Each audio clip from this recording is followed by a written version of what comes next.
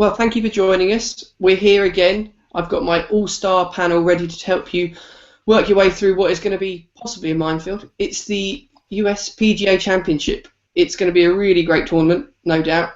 Golf this year has been fantastic. And like I say, I'm joined by 3 great panellists that are going to guide you through with their own selections and own views on the tournament. I'm delighted to say I'm joined on the phone by Dean Goddard, our PR representative of OLBG. Hi, Dean. Hi, Sam. Yeah, fantastic. Great to have you here in voice. And I've got Paul with us as well. Good evening, Paul. All right, hiya.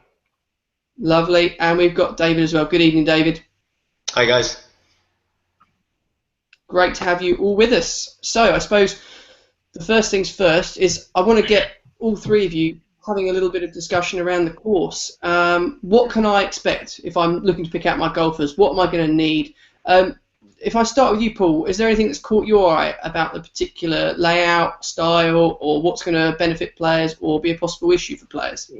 It's a typical big tournament course, in my opinion. It plays a bit longer than what they play on sort of week in, week out. There's some elevation changes you've got to be wary of, and again, the accuracy is key here, because from the overlay I've looked at, some of the hazards are absolute pigs. So yeah, someone's going to, whoever wins this is going to have played well for 4 rounds, that's for sure. So we're expecting the cream to rise to the top. David, yourself, anything notable that you've picked out in your analysis of the course? Yeah, as Paul said, I mean, I think the accuracy is going to be key. And I think accuracy with the irons is going to be key in particular. The par 4s are measuring roughly around 400 plus yards on average. So players will be kind of facing between 100 and probably 180 for their approach shots into the par 4s. Again, the par 3s are measuring between 140 and 220. So I think that yardage again is going to be key with approach shots, 150 to 150 to 200 yards, and yeah, like I mean, accuracy off the tee as well. I think there's a lot of kind of scattered bunkers on the fairways, and I think finding the right part of the fairway in order to attack the green will be key. Dean, yourself, has it been factored into a lot of your views on who you're backing? And we're going to bring your slide up fairly soon, but don't give it away. But does it come into your thinking with regards to this kind of course? Yeah, absolutely. I always look at who's won on these tracks previously, and they had the PGA there in 2004 and 2010, and Vijay Singh and Martin Kaymer come out on top. They were both at the top of their game at the time. I think Vijay was possibly 1 or 2 in the world when he won it. Kaymer was around 12th in the world at the time. You're not going to be some, average everyday player who's going to be top of your game. Everything's going to have to be working. They're all pretty long. Even they had the Senior Open there in 2007, and Brad Bryant that won it was a really long hitter. So I do think you're going to need to hit it long as well as accurate. But yeah, a top player will win this. Excellent. That's what I like to hear. Well, top players are what we've got displayed in front of us at the moment. I would usually start at the head of the market, but I'm going to start the one below, because Rory McIlroy today he showed off on Instagram him teeing off his first drive in what looked like a little while. Wasn't too bad. His swing looked okay. Guys, can you be backing Rory if you don't even know if he's going to turn up at this stage? I mean, is it a kind of wait for the day, see how his first round goes, maybe back him in running if you liked him? I'll start with yourself, David. Just a view on Rory's chances if he even shows up. As you said, Sam, if he shows up, no, I don't think he's worth backing. Reason being is he's coming back from an injury. I think he needs to be match fit. He needs to be tournament focused, and I think the couple of weeks off, especially not competing in the Open Championship, will probably be a big negative on his part. Again, I think if you're an athlete, you're going to subconsciously kind of try and look after that injury, so he might kind of hold off on a few shots because he doesn't want to put too much pressure on his leg, on his backswing or his follow through. So there is that as well. I mean, but in saying that, his US PGA record is superb.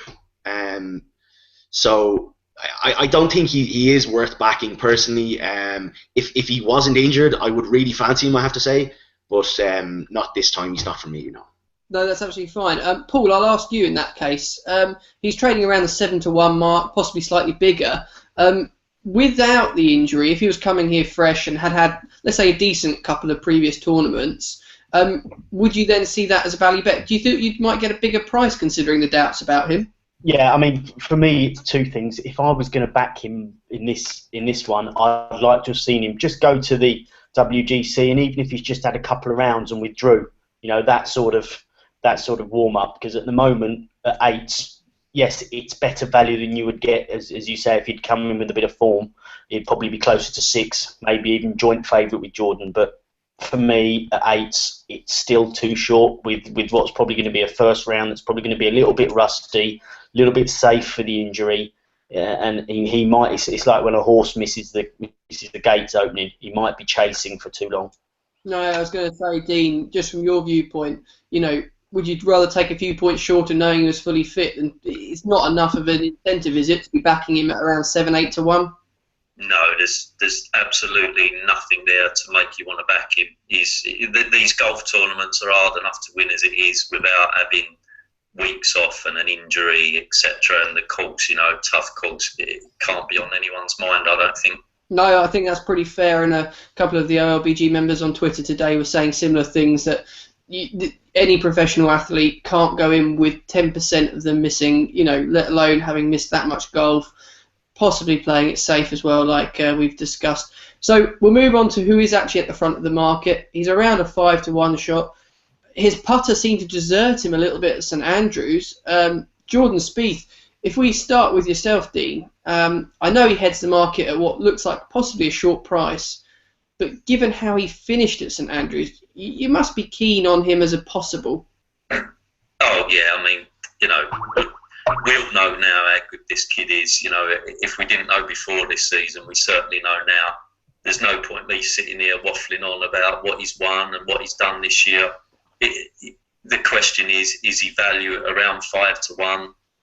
There's an argument to say he is, to be honest. I mean, he's probably as dominant this year as some of the years when Tiger was at his best, and he used to go off around 9 to 4, 5 to 2 for these events. So you could say 5 to 1 isn't a bad price, but me personally, I very rarely go that low. You're talking 150 runners. I don't want to take 5 to 1. That's I'm not going to fine. be sat here shocked if he wins, that's for sure. No, and you sort of preempted my next question. I think you've been reading my script. I was going to ask David, actually, with regards to Jordan Spieth, if he is going to go on to become a great in the game, is this the last chance? If he wins this by, say, 2-3 shots, is this going to be the last chance to actually get a value bet about him before he turns into a bit of a mini Tiger and we see that dominant force where a player's going off versus the field? Possibly. As Dean said, I wouldn't be one bit surprised if he did win. I think this setup in Whistling Straits is quite similar to Chambers Bay. It's quite linksy. There's a lot of bunkers, a lot of strategy, and I think that's where kind of Jordan Spieth's a good he really plays well to the course, and I think especially what separated him from the pack. I mean, he's an average driver of the golf ball. He hits an average distance. He hits an average amount of fairways. Where he scores is on the greens. I mean, and the statistics show that. He's 3rd in strokes gained tee to green, 6th in strokes gained putting. So I mean, the stats don't lie, and I think it could be the last chance we get value on him. But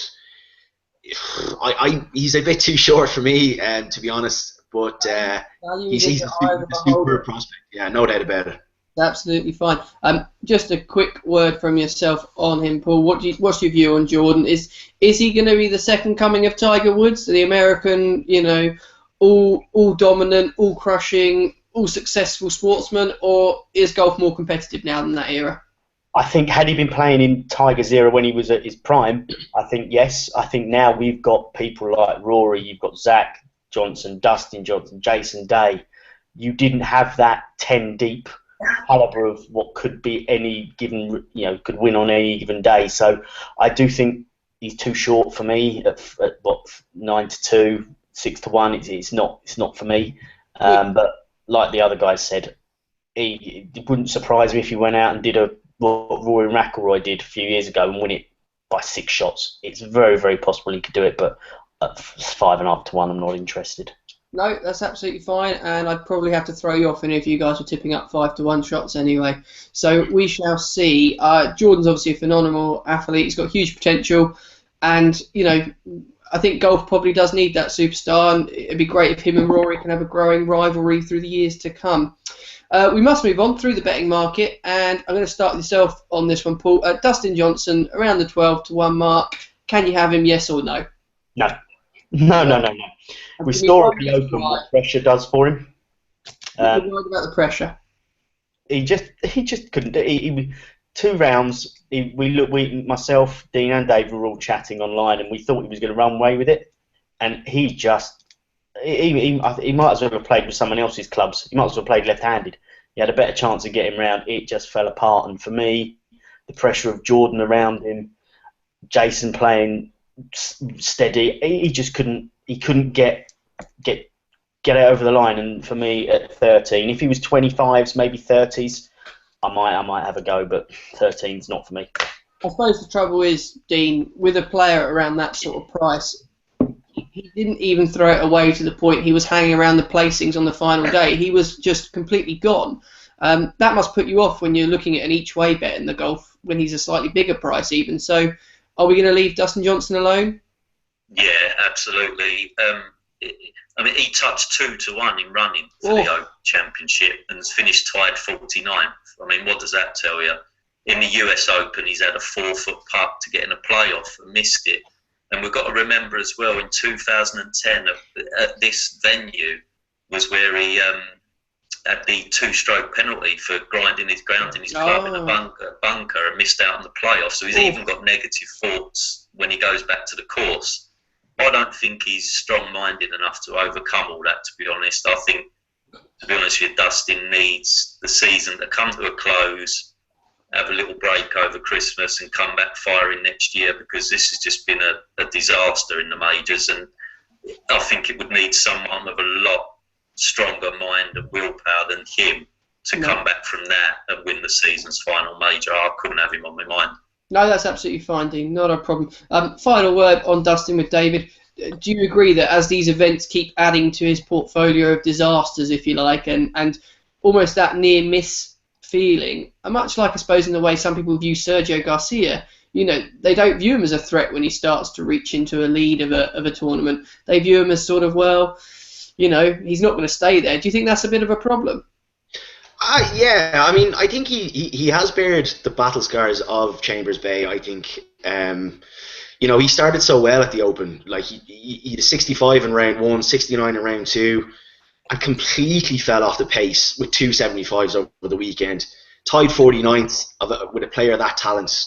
It's just not really seen that often, if I'm honest. And I think it's probably between his ears, and it's not with his golf swing. I think it's, as Dean said, I think he needs to take the season and just regroup and come back strong next year. I think he's just had a couple of hiccups, and I wouldn't be surprised if he led after round 1, for example, in Whistling Straits. He was very unlucky not to win in 2010 with that penalty, but I just think he's just he's too much of a worry, he's too much of a liability, and not enough value, and I don't think he'll contend, to be honest. But he could go there in round 1, he could shoot low, but not outright, no. No, that's absolutely fine. And perhaps he's the sort of person that needs a part-time sports psychiatrist on the bag with him going around to give him that bit of moral support. Maybe that's the way forward for Dustin. We come to Jason Day in the market. Now, I know at least one of you are keen on Jason Day. I'll whiz through you. If it's you, just make a bit of a case for it. Dean, we'll start with yourself. Jason Day, I believe he made one of your selections. Yeah, I must admit, I don't normally go for guys around these prices especially in the majors. I think he's 14-1, but spot on, yeah. I couldn't leave him out. For me, he ticks every single box.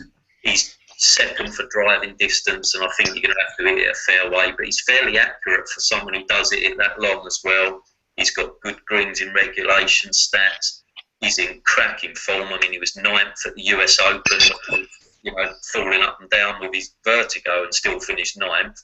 4th in our Open, where he only just missed the putt on the last. He's come back from that and won the Canadian. Another plus, he finished 10th here in 2010, so he's even got form over the track. his record in recent majors is incredible. The last 11 majors he's played in, he's finished inside the top 10 6 times. I mean, that's serious golf. It'll be a travesty, I think, if this guy never wins a major, and this could be his week. I don't like doing 14 to 1 shots, but I couldn't leave him out. So in my 3, absolutely, Jason Day. That's absolutely fine, Dean. You know, if he wins it, it's a good value 14 to 1 shot, isn't it? That's the way to look at it. David, Are you a big fan of Jason Day? Absolutely, yeah. He is one of my tips too. As Dean said, he's had a phenomenal season so far. He won at Torrey Pines in a playoff against JB Holmes at the Farmers Insurance Open back in February. Beat JB on the second playoff hole, which is, if memory serves, a tricky par 3, and he birdied it in style and took the title in style. And then he won in Canada last week, putted phenomenally well, and I think that's what's going to be the difference next week. I think if you're going to win majors, you need to have a good week with the putter. He's shown that. I mean, he's playing really, really well. He's played, as Dean said, in the majors, tied 9th at the US Open, tied 4th at the Open Championship, St Andrews. He missed that birdie on the last, which he was visibly completely gutted to miss. And it just shows his passion and his drive to want to win a major, and I think that's going to be a big plus for him. He's played well at Whistling Straits before as well, bear in mind. He was tied 10th in 2010. He finished 4 strokes behind Martin Keimer, who eventually went on to win it. He's played well, like in the US PGA in the past. He's tied 15th in last year in Valhalla, tied 8th in 2013 in Oak Hill. And as we said, I mean, stats-wise, he completely fits the bill for me. 28th in second in driving distance, 28th in greens and regulation. He's 7th in approaches from 175 to 200 yards, which is going to be a key yardage into the par 3s and par 4s in my opinion. And he's 10th in scrambling as well, which is a pretty good stat for the amount of kind of pot bunkers and great sign bunkers that he could contend with. And it's only a matter of time, in my opinion. He really brings his A game to the highest level in the majors, and I think if he's going to win one, I think this could be his year at Whistling Straits.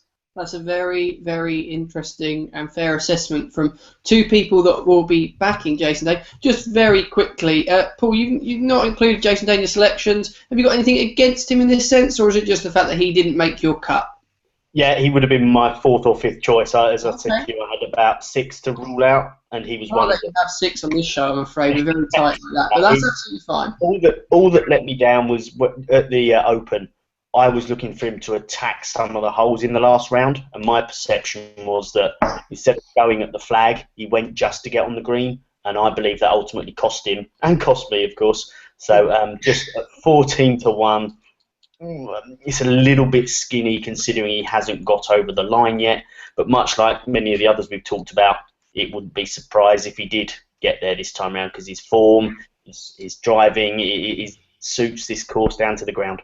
Okay, excellent. Well, let's move swiftly on to Adam Scott, a man who, wow, we mentioned Jordan Spieth's putting earlier regarding the Open. Adam Scott, I mean, what happened to his putting, Dean? When we were watching him at the Open, he just, I don't know what happened. Fill me in. I mean, what has he got to do to win a tournament like this? He can't putt like that again, surely. No, well, he's always been a very up and down putter, hence going with a long stick. He scraped in as my 3rd choice, to be honest, for the PGA. This will be his last major with the long putter, so he's really, got to go for it big time. He's played twice at Whistling Straits. There's not many in the field that will have done that. He finished 39th in 2010, but back in 2004 he was 9th there, so he's got good memories of this track, and I think it will suit him down to the ground. He's a very good driver of the ball, long as well, 2nd for greens in regulation. Recent form as well, 4th in the US Open and 10th in our Open, even though, like you say, he did pass up a winning opportunity there. It was a toughie for me. I've got, as I said, I've gone for Jason Day, and I've got another one later that I do really fancy at 50 to 1. Finding my 3rd choice was the more difficult thing, and as you know, we're doing this, almost a week ahead of the PGA, so they're actually playing now in Bridgestone. He's not got off to the best start there. He's 2 over, I think, for his first round, so I'm going to be keeping an eye on him. But if he just stays anywhere near a sort of top 20, nice run out at Bridgestone, then Adam Scott would make my third choice. Excellent, Dino. Thank you. And I can reassure viewers that our pundits do watch the golf more than most normal people. Dean, when I spoke to him earlier, had one eye literally on the golf as he was trying to talk to me at the same time as well. And I think I was putting him off his study. So we don't just sit here and make this up. We do have fair rhyme and reasoning for why we're picking these players.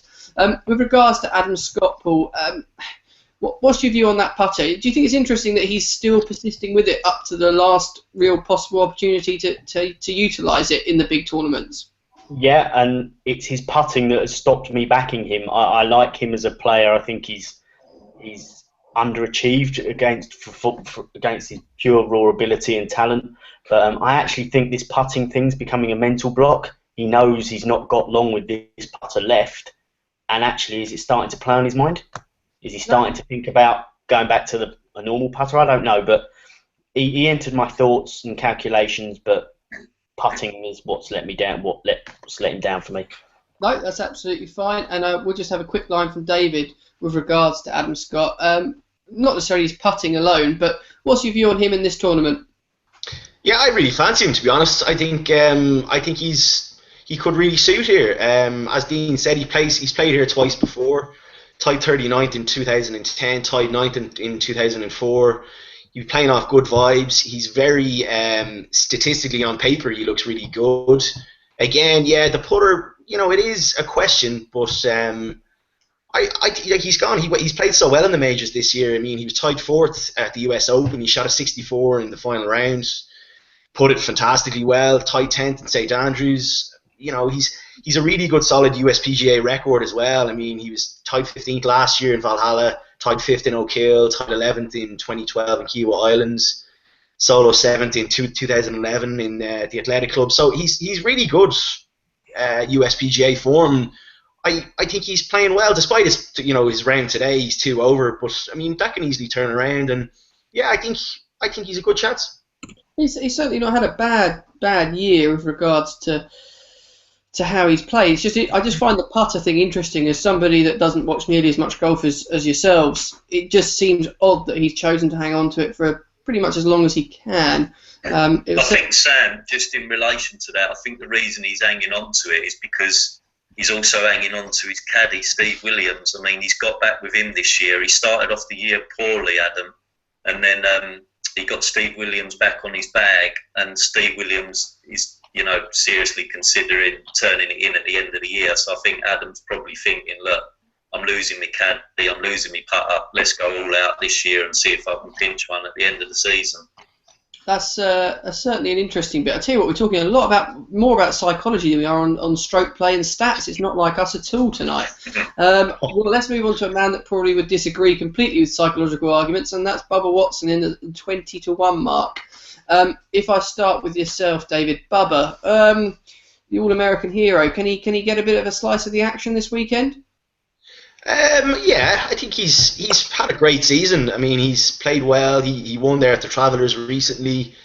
The only worry for me with Bubba would be actually getting the ball on the part of the fairway that he wants to get it on, and leaving the driver in the bag. He needs to hit that 3-wood and 5-wood more often, because he's more accurate with those lofted wooden clubs rather than the driver. He hits the driver all over the shop, and he shouldn't play it, quite frankly, as often as he does. But despite that, yeah, I think he does have a chance. He got in the playoff with Keimer in 2010, so he can go in the good vibes of that.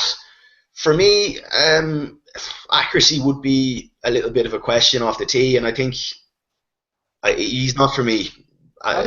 20-1, to be honest, no.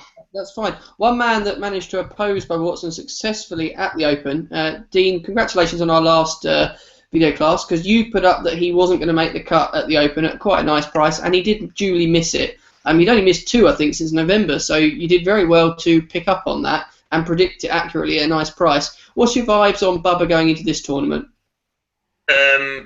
Not someone I could back. I mean, surprisingly enough, like Dave said, you wouldn't imagine that his game would be suited to this track, really. But he did lose out in the playoff here in 2010, we must remember, to Keimer. So he obviously had his game that week, but he's not someone I back, to be honest. Let's be honest, he's a bit of an head case, and he's not playing with a full deck most weeks.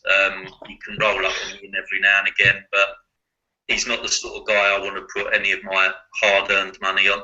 Too moody, not consistent enough. That's fair assessment of him. Paul, just quickly, Bubba, he's not made your selections. What's the main reason you're opposing him? Just think there's better value out there, or just that you can't see him getting anywhere near this pot? Me and Bubba Watson are over. He's let me down far too many times. I've tried to back him. When I don't back him, he does well. When I do back him, he misses the cut. So yeah, everyone has their golfer that their nemesis, and he is my nemesis, and I'm done with him. Okay, well, that's fine. One that I'm sure isn't your nemesis, though, it's got to be good old Justin Rose. Is he going to be on your list at all this week, Justin? Judging how well he's going over at the WGC, he's been consistently top 10. His stroke play and his greens and driving would suit this course. I'm slightly concerned about his ability to get his nose in front. But yeah, he really could go well. Okay, Dean, Justin Rose is around 18-1. Probably looks a little bit skinny, I suppose, on the face of his competitors in and around him. But if he's in good form, he's a man that could make a mark at this kind of tournament. Or do you disagree? No, absolutely. It was pretty much a toss-up out of him and Adam Scott as to who got my third place. Really, I think it was only the fact that Scott's done well at Whistling Straits that swung it. I've actually backed Justin Rose this week in the Bridgestone, so I'm pleased he's going well there at the moment. So I couldn't rule him out of winning next week. As I say, he went very close to being in my 3 and would probably be my 4th choice. No, that's absolutely fine. And we'll just get a line from David on Justin. He's obviously in there towards the head of the betting. What's his best attribute at this particular course going to be with regards to giving his supporters something to cheer about? He's good form. He's a very pure ball striker. He hits the ball lovely off the tee. He's 16th in driving distance on the PGA Tour this season. He's very good at PGA. Another player with great US PGA form. His best finish was 3rd in 2012 in Kiawah Island, and bear in mind he did miss the cut in 2004 and 2010 here at Whistling Straits. However, his form is very good. I wouldn't talk anybody out of backing him. As Paul said, ability to get his nose in front would be a little bit of a concern for me as well. But he did, he won well. Like, he won in New Orleans, tied 2nd at the Masters. He's 3 top 6 finishes in his last 4 starts. He's playing well, so yeah, he could go well. Okay, not a problem. Going to have a little bit of an intermission before we come towards the guys' selections that they're going to give you. We've mentioned a couple already, but there are some a bit more under wraps, if you like. Whilst you do that, I posed them a couple of questions. I'm going to get them to reveal their answers now, if you like. And the first question I asked was, perhaps looking at more of a novelty bet or a market bet in this, is someone to either miss or make the cut at what they would argue is a value price, or a big name, if you like, that potentially won't make it. Dean, just wondering if you had any thoughts on who may miss or who may get the cut and be worth backing or opposing, if you see what I mean. Yeah, sure.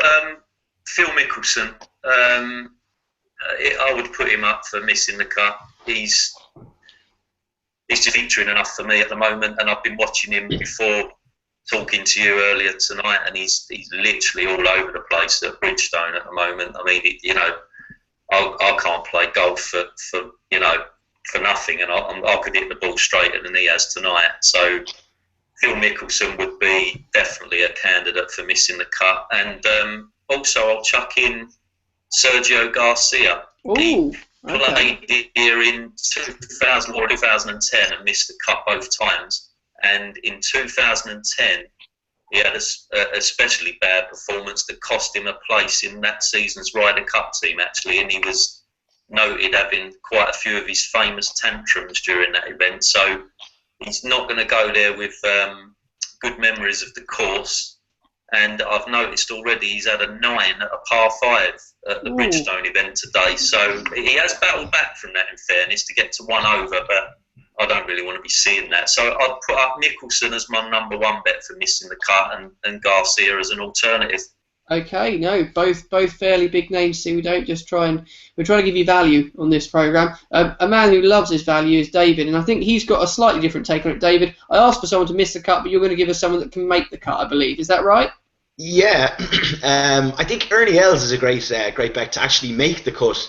I don't know what price he is yet. I don't think the prices are up. The market isn't up yet, but he's played well at Whistling Straits past. He actually had his best finish at a US PGA. It came here at Whistling Straits in 2004. He finished 4th. In 2010, he finished in a respectable tied 18th. He's played well in this championship in the past as well. T7 last year in Valhalla. He's shown some good form early season. He was tied 22nd at the Masters, tied 13th at Bay Hill, at the Arnold Palmer Invitational. He comes here, like, you know, in questionable form, it has to be said, but he's missed 3 cuts in his last seven starts. I just think Ernie could feed off the good vibes of 2004 and 2010. You know, he's played well at Whistling Straits in the past, and I think he could be a good bet to actually make the cut. I think you might get that at maybe around even money, or maybe a little bit more. Thanks, David. That's an interesting angle. I'll give you a question and you do the opposite. I like it. If it's a winner, David, we never mind. Paul, did you have one that's cut possibly? I found one that I quite liked that was I think is going to make the cut, but I haven't got that price up as you would expect. You don't need the price. You can just give us a name. He's 500 to 1. It's Soren Kjeldsen, if I've put that right. He's 500 to 1, and his form has drifted a little bit since June into July. He's drifted slightly, but he was second at the Nordea Masters. He won the Irish Open, so he knows how to win. At 500 to 1, if he can get back to a bit of form, that's massive for me. He's going to be a big price, obviously, to make the cut, I suppose, in relation to if that's his price to win. If that's his price to win, it'll be a nice price just to make the cut.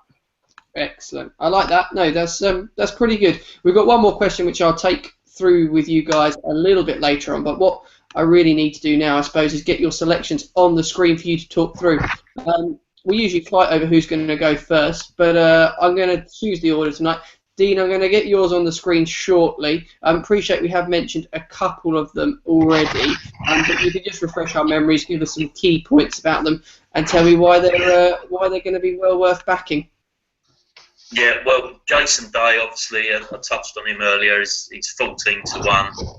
Record in the majors is phenomenal.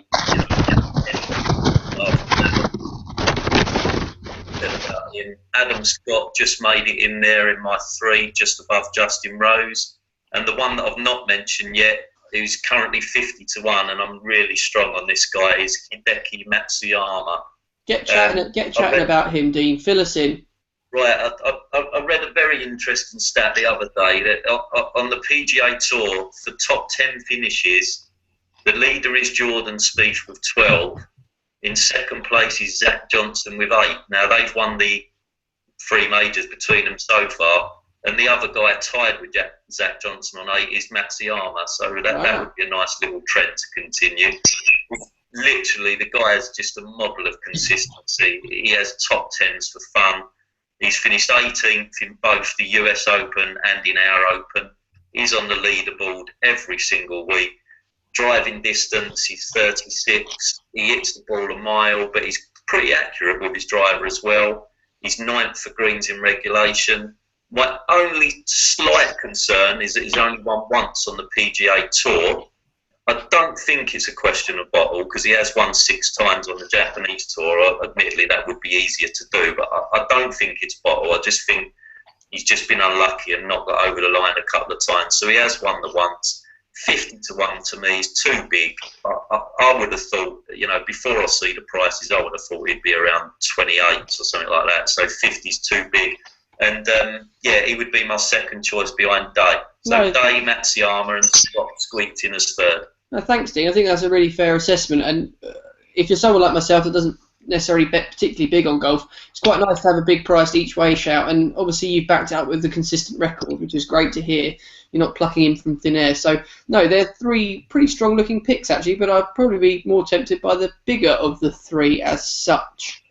We better move on now. We're going to have some more picks appearing on the screen shortly, and I'm going to be heading for, it's going to be yours, I believe, Paul. Let me just load them there. There we go, should be able to see. Now, a couple of these, a couple of them have been mentioned earlier, but you can take us through your own reason for picking them. The man pictured on the screen is Ricky Fowler, who's your shortest price, if you like.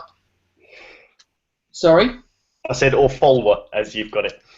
Yes. No, just on Hideki, as Dean said, it's that consistency. In the last 2 rounds, he's got his accuracy back, well, not back, but improved. So just adds to the value there. I think he's big at 50. On Ricky Fowler, I think he's coming in the best form he could possibly come in. He won the Aberdeen. You know, he's only missed 3 cuts this season. You know,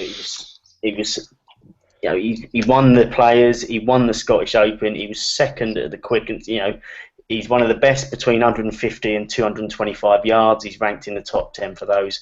And yeah, all right, 20-1 on face value is too short for someone that's not won. But I think his form coming in now is exactly where you'd like it to be. Okay, and a man that I didn't think would be 50-1 for this, you'll probably have to enlighten me why is the price, is Zach Johnson. Obviously a man...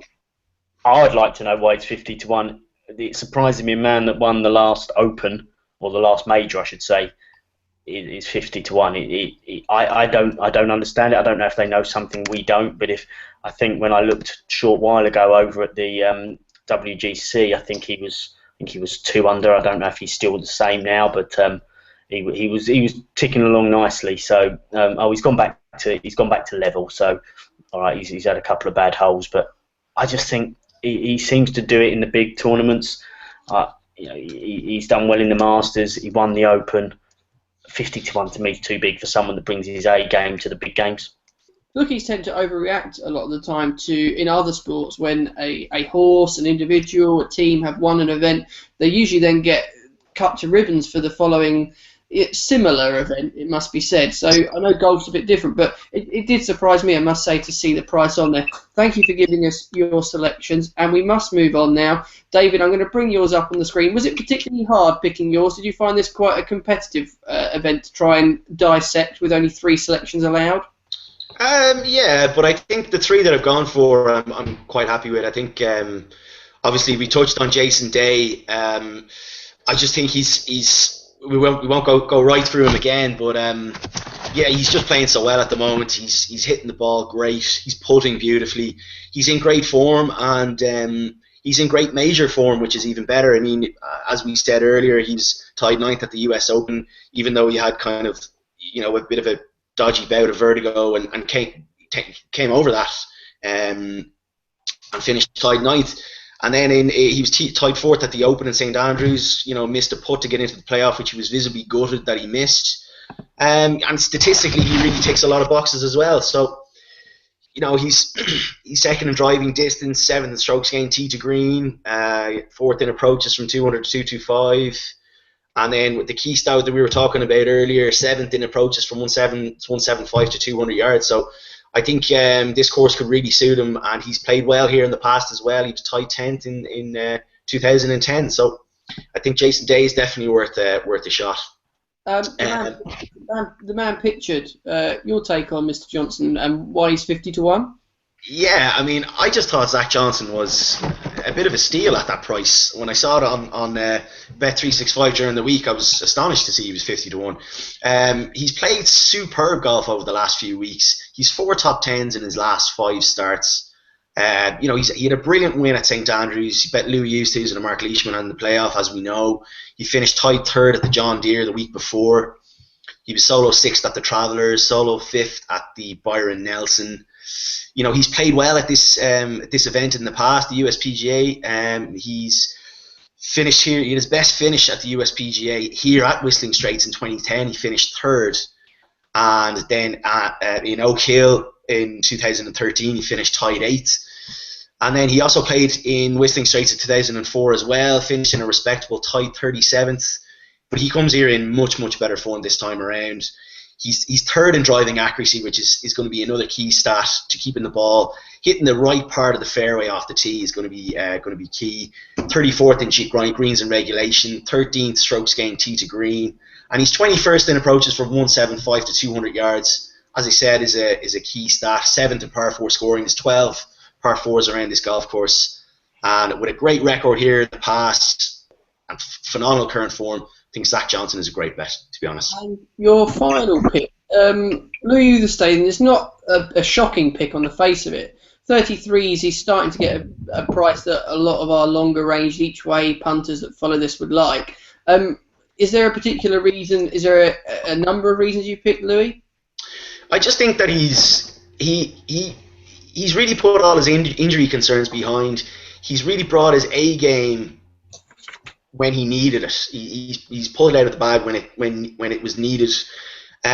He looked superb at the Open. I thought he putted great all week.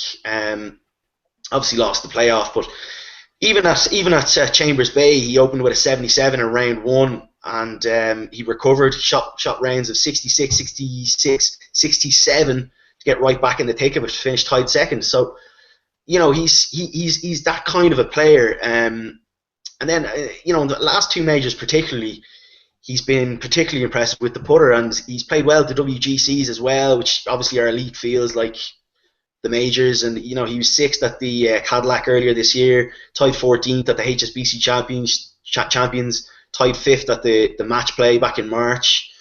And he's played well at the US PGA in the past. He was tied 15th last year at Valhalla, tied 21st at Oak Hill in 2013. Again, ticks a lot of statistical boxes. 32nd driving distance, 20th in greens and regulation. You're going to have to hit greens here in Whistling Straits to score. And he's also 27th in approaches from 175 to 200 yards, and 3rd in approaches from 200 to 225. And he's 13th at par 4 scoring. So statistically, he ticks a lot of boxes, and he's really good major form. And I think he's good price. I think he was 20 to 1 for the Open, and he's 33 now for this. So I think he's good value. The price I like at 33 to 1. Guys, I want to say Sam, sorry, yeah. Can I just? Of course, I just want to play devil's advocate just for a minute with a Louis Oosthuizen pick. I'm not for 1 minute trying to shoot Dave's tips down in flames, because we wouldn't have him on here if he weren't a real judge of the old golf. But the thing that concerns me with Louis, and I'm wondering if Dave thinks the same, after he finished 2nd in the US Open and obviously went close to winning it, after the disappointment of that, I noticed his next 2 events he went miscut 73rd. So it was as though, you know, the disappointment took him a bit of time to get over that. Do you think that could have an effect with what happened in the Open as well? You know, that he was so close, and whether it might take him a bit of time to get over that, or is that not a worry? Yeah, I see your point, and I did notice that myself, Dean, to be honest. But I just think that his major form, particularly this year, has been very good, and that's what I've based my selections on. That and good statistical. He ticks a lot of statistical boxes as well, and you know, he's not the kind of guy that throws away a lead when he gets his nose in front. And I think, to be honest, yeah, he could go away. I mean, Chambers Bay, you have to remember, is quite similar to Whistling Straits. There's loads of pot bunkers. You really have the right side of the fairways, and I think Louis can do that, and he proved that at Chambers Bay. Thank you, David, and thank you, Dean, as well. That's, we don't encourage people to shoot tips down in flames, but we do encourage debate like that. We also want to hear from you guys as well. Don't forget, you can get in touch the usual ways through tweeting us, but the best way of doing it is comment and give us your predictions on the videos. Hit subscribe down by the bottom, and you're going to get all these golf videos sent to you straight away. Makes it nice and easy, and we want to hear your views as well. We've got a lot planned for the future with regards to golf, and I did set the guys a little bit of a challenge. I hope they've remembered, but to prove the point that they don't just sit and watch the top few in the market and tip those up, because that's easy. They do watch some of the younger, up-and-coming golfers, if you like.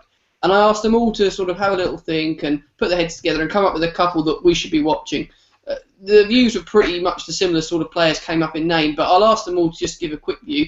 Dean, did you have anyone in particular we should be keeping an eye on? Yeah, does 25 count as young? It seems young to me, because I'm almost double that. But it's young, Dean, don't worry. If I can get away with a 25-year-old, then for me, Brooks Koepka is the guy to watch out for.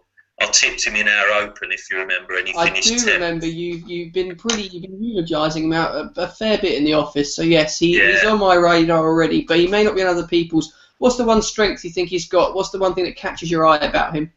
What I like, actually, as well, he's obviously got a fantastic game, but I like his attitude. He's just one of these guys. He's always looking to improve. He's played on both tours, specifically because he said he wants to learn all the different shots that you get on the European Tour compared to the PGA Tour. He's won on both tours already. He hits the ball a mile, but he's got good greens in regulation stats. I mean, for a guy that probably, say, the people who don't watch golf every week, Brooks Koepka might not really, be a name that sort of, that registers with them. But this year alone, in the Masters, he was 33rd, the US Open 18th, and our Open 10th. He's already in the WGC at the moment. I think he's a couple under. He's a top player for the future. I think he will win something very big either next year or even the end of this year with your FedEx Cup events towards the end of the year. And I think he'll be around one of the top players for a while. He goes in the notebook then. We'll come to yourself, Paul. A young player or a couple of young players you should keep an eye on and just do a line on why?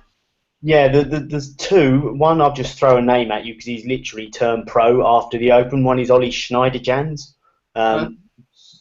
Easy for you to say, but he performed well in the Open. He's turned pro since, and he's just one I was suitably impressed with and going to watch. The one that's really on my radar though is a young American. I say young again. He's 25 and he's got a few years on me. Is Will Wilcox. He's just broken the $1 million prize money barrier this year. But what has caught my eye, in the first half of the season there was missed cuts dotted throughout the season, but in the last three he's been, or certainly in the last four where he's made the cut, he's T12, T8, T2 in the Barbasol Championship, T21 in the Quickens Loans National. I just think next year, do I think he'll win a major? Probably not, but do I think he'll win a tour event? I would be surprised if he didn't. And it'll be a nice price as well, Paul, and you can say that you mentioned him first on this show. David, yourself, anyone in mind that you think's on the radar? I mean, I know you watch a lot of golf, not necessarily just the big events, but anyone that's catching your eye, or a couple of people you want to give a line to? Yeah, as Paul said, Ollie Schneider-Jans, I think, is a great prospect for the future. He comes in, he turned pro obviously after a tight 12th in the Open Championship. He's a phenomenal amateur record. He won 4 amateur events in 2014 in his college. He's really a great prospect. He started really well. He as a pro, he started with a tight 22nd at the RBC Canadian Open, his first event as a pro, and then he followed that with a tight 15th at the Quicken Loans last week in Virginia. So he looks set for a great career on the PGA Tour, in my opinion. He's young, he's 22, and keep an eye out. Excellent. Thank you very much. Well, I need to thank all of them. Thank you, Dean, for dialing in, and we've got a nice picture of you in the corner on my screen, but no one else can see it. But thank you for being on the line and talking to us this evening. We'll hopefully get you back in physical person soon when you're back in the country. Sam, just before you go on, I've just noticed old Paul's tip for the to make the cut, Soren Kjeldsen, was it a 500 to 1 he was to win it? Yeah. He's open with a 69 in the WGC and is currently tied 11th. So anyone listening tonight might want to have a little look out for him next week. See, the early birds get the value on this show, and that's why we've got people like Dean on here who's already spotting and marking your cards for a tournament that's upcoming. Well, that was Paul's tip. I'm not going to nick it off him. I think he might have something to say about that. He's grinning in shot, but he looks quite rage-filled as well. Paul, I want to thank you, because things like that are what we need to hear from, and David as well.